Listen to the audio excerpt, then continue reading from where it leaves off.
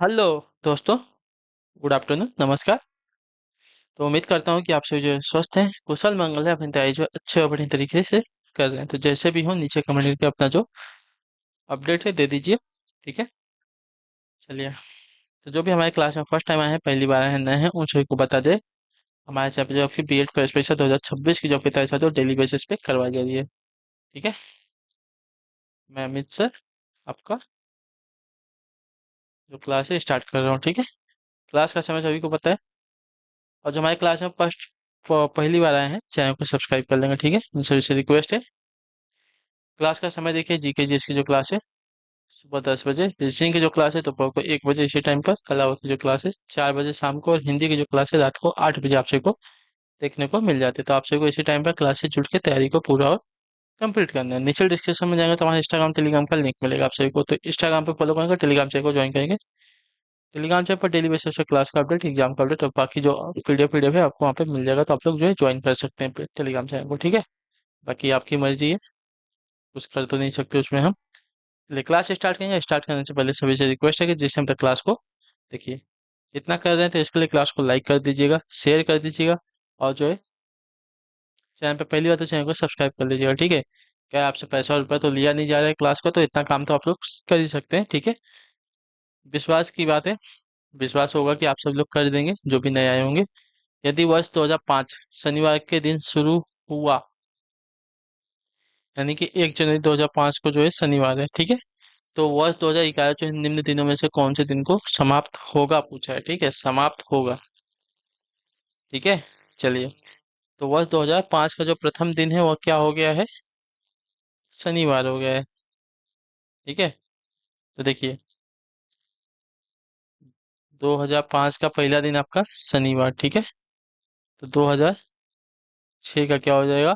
एक दिन आगे जाएगा। ठीक है, सिर्फ एक दिन आगे जाएगा, क्योंकि जब नॉर्मल ईयर में हम क्या बोलते हैं आगे बढ़ते हैं। ठीक है, 2025 2005 से 2006 गए, तो 2005 हमारा कैसा था? नॉर्मल ईयर था।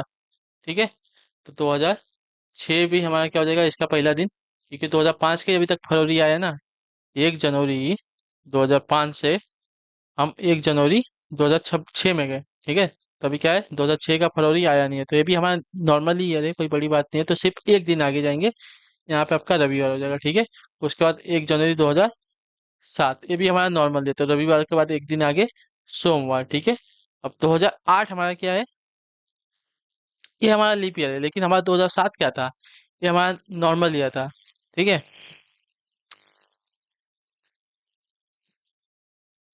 समझ में आ रहा है ना? क्योंकि हम अभी 1 जनवरी की बात कर रहे हैं, यहाँ पे भी 1 जनवरी की बात कर रहे हैं, 2008 के 1 जनवरी की बात कर रहे हैं, तो सोमवार से सिर्फ एक दिन आगे जाएंगे, मंगलवार। अब यहाँ पे बात करते हैं 2009 की। तो 2008 हमारा क्या था?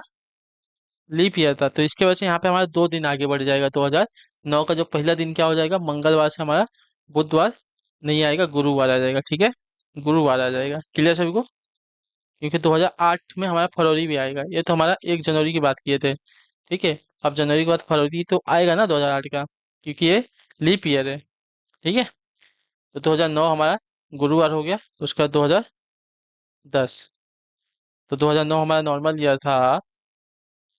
2009 हमारा नॉर्मल ईयर था, तो इसमें क्या हो जाएगा साथियों आपका? और गुरुवार आ गया, ये हमारा शुक्रवार आ जाएगा। ठीक है, ये हमारा शुक्रवार आ गया।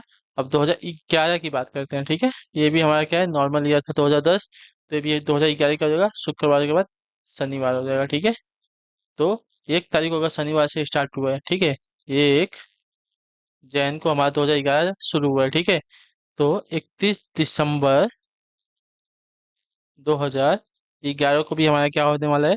शनिवार ही होने वाला है। ठीक है, क्योंकि जैसे ही हम एक यहाँ से एक दिन आगे जाएंगे, किसमें? 2011 से 2012 में जाएंगे, तो शनिवार से रविवार हो जाएगा, क्योंकि 2011 लीप ईयर है, तो एक ही दिन आगे जाएंगे, तो रविवार हो जाएगा। तो रविवार से एक दिन पहले हमारा क्या आ जाएगा? शनिवार आ जाएगा। ठीक है, तो हमारा आंसर यहाँ पे शनिवार हो जाएगा। ठीक, याद रखिएगा। जहाँ पे नॉर्मल ईयर होता है वहाँ पे एक दिन आगे जाते हैं, जहाँ पे लीप ईयर होता है वहाँ पे हम 2 दिन आगे जाते हैं। ठीक है, क्लियर सभी को?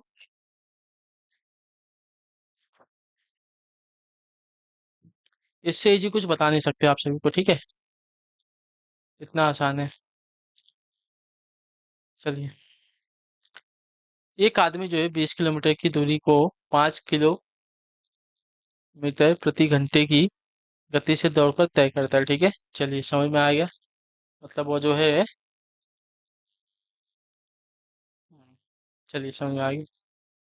कार द्वारा जो है 40 किलोमीटर प्रति घंटे की गति से जो है 120 किलोमीटर की दूरी तय की जाती है, ठीक है। और बस द्वारा जो है 50 किलोमीटर प्रति घंटे की गति से 350 किलोमीटर की दूरी तय करता है, ठीक है। पूरी यात्रा के लिए उसका औसत गति क्या है हमें बताना, ठीक है। चलिए, पैदल चलता है मतलब दौड़ के चलता है तो जो है 20 किलोमीटर 5 किलोमीटर प्रति घंटे की गति से जो है तय करता है। कार के द्वारा जो है 40 किलोमीटर प्रति घंटे से 120 किलोमीटर की दूरी का तय करता है, ठीक है। और बस से जो है 50 किलोमीटर प्रति घंटे से 350 किलोमीटर की जो है दूरी को तय करता है, ठीक है। तो अब देखिए, पूरी यात्रा में वो बताना है, ठीक है। पूरी यात्रा के लिए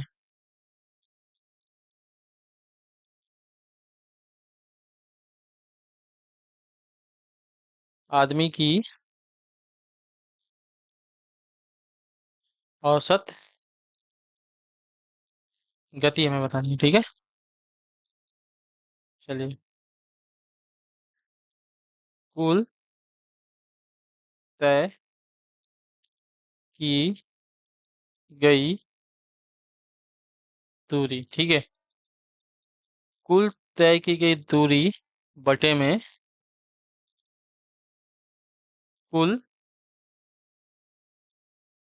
लिया गया समय, ठीक है। तो पैदल जो है 20, कार से 120 और बस से जो है 350, ठीक है। चलिए, तो ये देखिए, 20 क्या बोला है कि 5 किलोमीटर प्रति घंटा, ठीक है। और बस से क्या बोला है, सॉरी, कार से क्या बोला है, 40 किलोमीटर प्रति घंटा। और बस से बोला था 50 किलोमीटर प्रति घंटा, ठीक है। क्लियर सभी को, ये बोला था, ठीक। तो इन सबको जोड़ लेंगे तो 120 और ये आपका हो जाएगा 140। 140 और 350 जोड़ेंगे।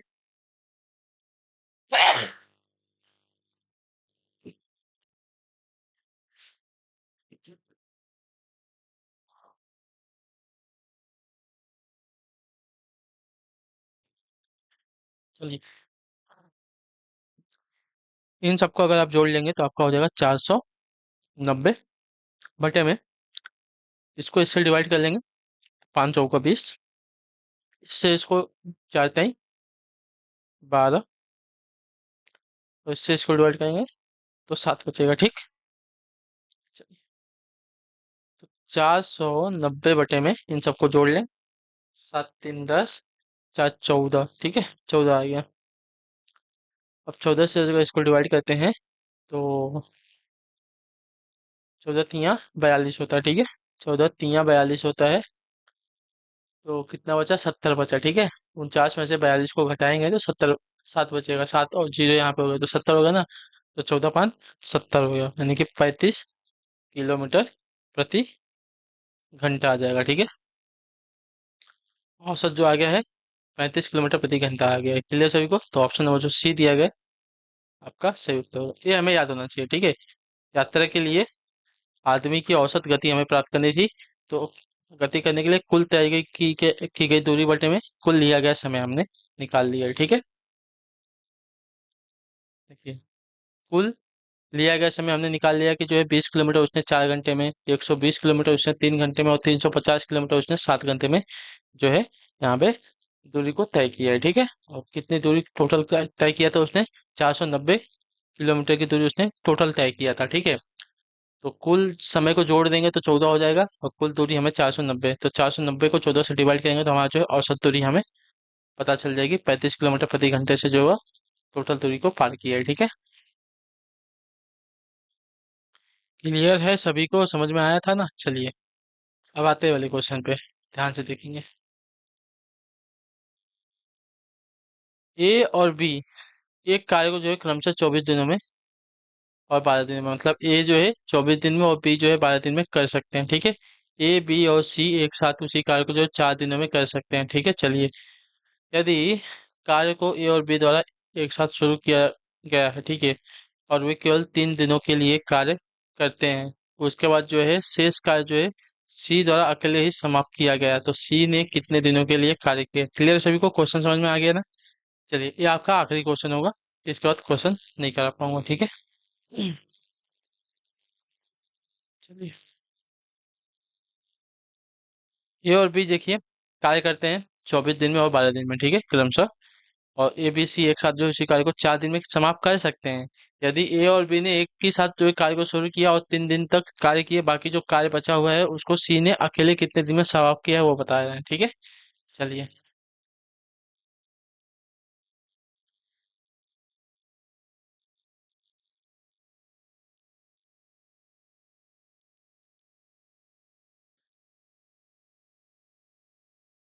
सी का 1 दिन का कार्य में निकालना है, ठीक है। चलिए, ए प्लस बी प्लस सी का 1 दिन का कार्य, चलिए इसको थोड़ा सा पतला कर लेते हैं हम, ताकि आपको अच्छे से समझ में आए। सी का ए बी सी का 1 दिन का कार्य माइनस ए का 1 दिन का कार्य माइनस बी का 1 दिन का कार्य, ठीक है। चलिए, तीनों एक ही कार्य को कितने दिन में समाप्त कर सकते हैं? तो 4 दिन में, तो 1/4 हो जाएगा। ए अकेले 1 दिन को 1 दिन का कार्य कितना है ए का? तो 1/24 है, और बी का 1 दिन का कार्य कितना है? 1/18 है ना, कि 8 है? 12 है, ठीक है, 1/12 है। क्लियर? चलिए, अब इनका एलसीएम देखेंगे। तो इनका एलसीएम आपका सभी का 24 हो जाएगा, ठीक है, 24 हो जाएगा। तो यहाँ पे कितना हो जाएगा? ये आपका 24 एक कम 24 हो जाएगा, ठीक है, और यहाँ पे हो जाएगा 1, और यहाँ पे हो जाएगा 2, ठीक है। अच्छा, 1 मिनट, सॉरी सॉरी, नीचे वाले से देखना है ना हमें, ऊपर वाले से नहीं देखना है, सॉरी सॉरी, गलती हो गई। नीचे वाले से हमको देखना है, तो 4 छक्का 24 हो जाएगा, ठीक है, और 24 से कम 24, और 12 दूनी 24 हो जाएगा, ठीक है। इससे डिवाइड होगा, ठीक है। 4 छक्का 24 हो जाएगा, 24 से कम 24, और 12 दूनी 24 हो जाएगा। अब देखिए, 6 - 1 - 2 यानी कि 3/24 आ गया। तो 1/3/24 होता है, ठीक है। सी का 1 दिन का कार्य करने की क्षमता कितना? 1/8 है, ठीक है। ये हमें पता चल गया। अतः सी जो है अकेले कार्य को जो है 8 दिन में, देखिए मैं जो लिखा रहा हूँ ना ये सब आप लोग नोट कीजिए, ठीक है। नोट करेंगे तो रिवीजन करते समय आप सभी को पूरा वीडियो नहीं देखना पड़ेगा, सिर्फ रिवीजन देख लेंगे। आपने कैसे सॉल्व किया है, क्या किया है, तो आपको समझ में आ जाएगा, ठीक है। तो अतः सी जो है अकेले कार्य को जो है 8 दिन में पूरा कर सकता है, ठीक है। अब जो है ए और बी का 1 दिन का कार्य जो है निकाल लेते हैं, ठीक है। अब ए व बी का 1 दिन का कार्य, ठीक है, कितना है? तो ये तो 24 दिन में एक ही कार्य को कर रहा है, और ये जो है 12 दिन में कर रहा है, ठीक है। तो इनका एलसीएम कितना हो जाएगा? 24 हो जाएगा। 24 से कम 24, 12 - 3 = 24, ठीक है। तो 3/24 हो गया, ठीक है। तो इन दोनों का मिला के कितना हो रहा है? 1/8 हो रहा है, ठीक है। जबकि सी का अकेले का 1/8 आ रहा था, ठीक है, मतलब एक कार्य को जो है सी अकेले 8 दिन में कर सकता है, वहीं पे ये दोनों मिल के जो है एक कार्य को 8 दिन में करेंगे, ठीक है। चलिए,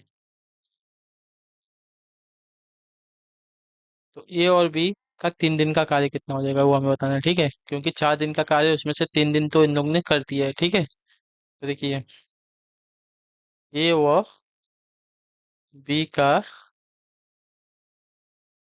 3 दिन का कार्य 3/8 हो जाएगा, ठीक है। चलिए, तो देखिए शेष कार्य,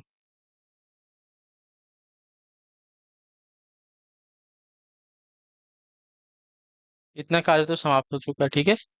एक में से 3/8 जो कार्य है ये समाप्त हो चुका है, ठीक है।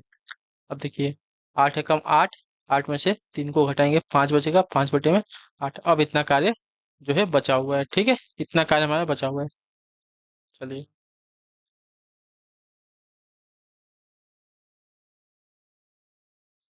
इतने कार्य जिसे पूरा करने में सी को लगा समय, ठीक है, सी को लगा समय 5/8। सी का एक दिन का कार्य हमें पता है कि 1/8 है, ठीक है। 1/8 यानी कि वो जो है एक कार्य को 8 दिन में कर सकता है, तो इसका हो जाएगा 8, ठीक है। अब देखिए, 8 से 8 कट जाएगा, बचेगा सिर्फ 5। तो सी जो है उसी कार्य को, अब जो बचा हुआ कार्य है जिसको इन दोनों ने मिलकर 3 दिन में किया था, उसी कार्य को जो है अकेले 5 दिन में पूरा करेगा, ठीक है। तो ऑप्शन नंबर जो आपका डी दिया गया आपका राइट आंसर हो जाएगा, 5 दिन में जो है बाकी का कार्य जो है पूरा करेगा। क्लियर सभी को? चलिए, समझ में आया? ठीक है, पूरा आपको अच्छे से लिख के समझा दिया, एक एक लाइन, एक एक शब्द, एक एक वर्ड पूरा लिख के समझाया, ठीक है। तो उम्मीद करता हूँ एक बार क्वेश्चन को, वीडियो को पीछे करके देख लीजिएगा, क्वेश्चन को समझ लीजिएगा, फिर आप हमें नीचे कमेंट में बताइएगा, ठीक है। क्योंकि हमारी मेहनत जो है बेकार नहीं होनी चाहिए, आप सभी को समझ में आना चाहिए। वरना ऐसे तो आके पढ़ा के मैं डेली चला जाऊंगा, आप सभी को कुछ समझ में नहीं आएगा तो कोई फायदा नहीं, ठीक है। तो नीचे दी गई समीकरण में एक्स का मान क्या है, ठीक है। ये समीकरण दिया गया, यहाँ पे एक्स का मान पूछा है, ठीक है। चलिए, तो एक्स इक्वल टू 3 सही 1/2 प्लस 5 सही 1/4 प्लस 0.065 प्लस 0.55 माइनस आपका 0.075, ठीक है। 3 दूनी 6, ठीक है, 3 दूनी 6 और 6/2 यानी कि 3 दूनी 6, 6 1 7, 7/2 तो आपका हो जाएगा 7 को आपका 2 से डिवाइड करेंगे तो 3.5 हो जाएगा, ठीक है। चलिए, और इसका हो जाएगा 5 चौका, सॉरी, 4 पचे 20, 20 1 21, 21 को अगर 4 से डिवाइड करेंगे तो 4 पचे 20 हो जाएगा, ठीक है। उसके बाद क्या बचेगा? 20 हो गया, बचा एक, तो एक तो जाने वाला नहीं है, ठीक है। तो पॉइंट बढ़ा के 0 बढ़ाएंगे तो 4 दूनी 8 हो जाएगा, 4 दूनी 8 होगा, 2 बार जाएगा तो 4 दूनी 8 हो गया। उसके बाद वही 2 बचा, फिर 0 बढ़ा देंगे तो 20 हो जाएगा, उसके बाद 4 पचे 20 यानी कि ये हो जाएगा, ठीक है। अब देखिए, 0.065 प्लस 0.55 माइनस 0.075, ठीक है। नॉर्मल से आपका क्वेश्चन है, ये आपको आना चाहिए, ठीक है। चलिए, इन सबको जोड़ दीजिए, ठीक है। देखिए, जोड़ने के लिए क्या करेंगे? 3.5, ठीक है, उसका 5.25, उसके बाद क्या था? 0.065 था, ठीक है। पॉइंट हमें इधर उधर नहीं करना, पॉइंट उसी जगह पे रहेगा, ठीक है। ये हमें सब जोड़ दीजिए पहले। तो यहाँ पे आपका 5 आ गया, 6 5 11, ठीक है। देखिए, 5 5 10, 10 और 6 आपका 16 होगा, हासिल ले गया। अब देखिए, हासिल ले गया ना, तो 5 5 10, दोबारा हासिल एक था, 13 हो गया, ठीक है। ये आपका 13 हो गया, तो हासिल एक बचा है, ठीक है हमारा। तो इधर आ जाएगा 5 3 8, एक 9, ये हमारा इतना आ गया, ठीक है। 9.365 माइनस आपका 0.075 करना है, ठीक है। अब देखिए, यहाँ पे हमें क्या करना है? माइनस करना है 0.075। देखिए, 5 में से 5 को घटा देंगे तो 10 बचेगा, ठीक है, 0 बचेगा। 16 में से 7 जाने वाला नहीं है तो एक हासिल ले लेंगे, 6 में से 7 जाने वाला है तो एक हासिल ले लेंगे, 16 हो जाएगा। 16 में से 7 को घटाएंगे तो 9 हो जाएगा, ठीक है। यहाँ पे क्या बचेगा? 2 बचेगा, तो 2 आएगा यहाँ पे, और आपका 9 होगा, तो यहाँ पे आपका आंसर आ जाएगा 9.290, ठीक है। 9.290 आपका आंसर आने वाला, ऑप्शन नंबर ए हमारा जो दिया गया साथी आपका राइट आंसर होगा, ठीक है। चलिए, पॉइंट के बाद जीरो की कोई वैल्यू तो होती नहीं है, इसकी वजह से यहाँ पे इसने जीरो दिया नहीं है, ठीक है। चलिए। यदि किसी विशेष वर्ष में 14 मार्च को सोमवार है, ठीक है, तो उसी वर्ष 21 अप्रैल को कौन सा दिन होगा हमें बताना है, ठीक है।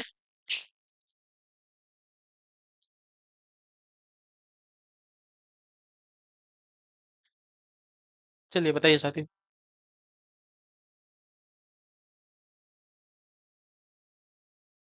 यदि किसी विशेष वर्ष को 14 मार्च को सोमवार है, तो उसी वर्ष जो 21 अप्रैल को कौन सा दिन होगा हमें ये बताना है, ठीक।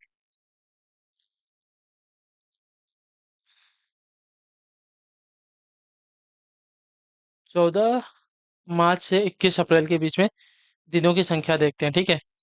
देखिए, 14 मार्च से 21 अप्रैल तक कुल दिनों की संख्या निकालनी है आपको, ठीक है। तो मार्च हमारा 31 का है ना, तो 31 - 14, ठीक है, प्लस हमारा 21 अप्रैल। तो 31 में से 14 को घटा देंगे तो कितना हो जाएगा, बचेगा 17 दिन, ठीक है। 17 ये हो गया, प्लस 21, इसको जोड़ लेंगे तो 8 हो जाएगा, और ये आपका 2 1 3, 3 हो जाएगा। अब इसको हम 7 से डिवाइड करते हैं, तो 7 × 5 = 35, यानी कि 38 में से 35 को घटाएंगे तो 3 बचेगा, यानी कि 3 हमारा क्या बच गया यहाँ पे, विषम दिन बच गया, ठीक है। 3 हमारा विषम दिन, जो शेषफल बचता है उसकी बात करें, ठीक है। तो हमारा 3 जो है विषम दिन बच गया, क्लियर सभी को। देखिए, 21 अप्रैल का दिन क्या हो जाएगा हमें वो बताना है, ठीक है।